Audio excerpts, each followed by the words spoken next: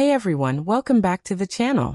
If you're passionate about cracking coding interviews and mastering data structures and algorithms, you're in the right place. In today's video, we'll dive deep into an interesting Leetcode problem. Find subsequence of length k with the largest sum. This problem might look simple at first. Just pick the largest numbers, right? But there's a hidden twist that makes it more than just sorting. If you've ever been tricked by subsequence-based problems, this one is a perfect case to explore that in detail. So make sure to stay till the end for some powerful insights and to boost your problem-solving intuition. Let's break down what the problem is asking us to do. We're given an array of integers. Let's call it nums. We're also given a number k.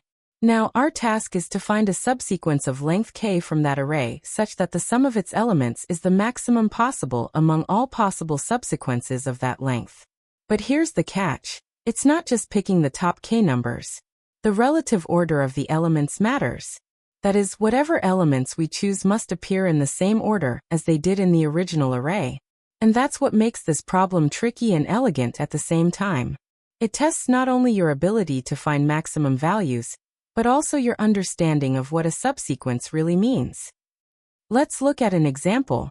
Suppose nums equals 2, 1, 3, 3 and k equals 2. The two largest numbers are both 3, so the maximum possible sum is 3 plus 3 is equal to 6. We can't just pick any two numbers. They have to be in the same order as in the original array. Since the two 3's already appear at the end, selecting them gives us 3, 3, which is a valid subsequence with the largest sum. So the final answer is 3, 3. So how do we solve this problem? The first thing we need to do is identify the top k largest elements from the array, because that's what will give us the maximum sum. But simply sorting the array and taking the top k elements won't work, because that changes the order and gives us a different sequence, not a subsequence. So instead we do this. First, we attach each number with its original index. This allows us to keep track of where the number appeared in the array. Then we sort this list by the values, in descending order, meaning from largest to smallest. We take the top k items from this list, which gives us the k largest numbers along with their original positions. Now comes the clever part. We resort these k elements by their original indices to restore the correct relative order. Finally, we just return the values in this corrected order.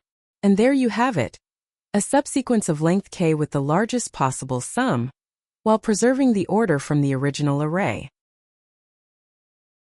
Now let's talk about the efficiency of this solution, which is quite optimized for this problem.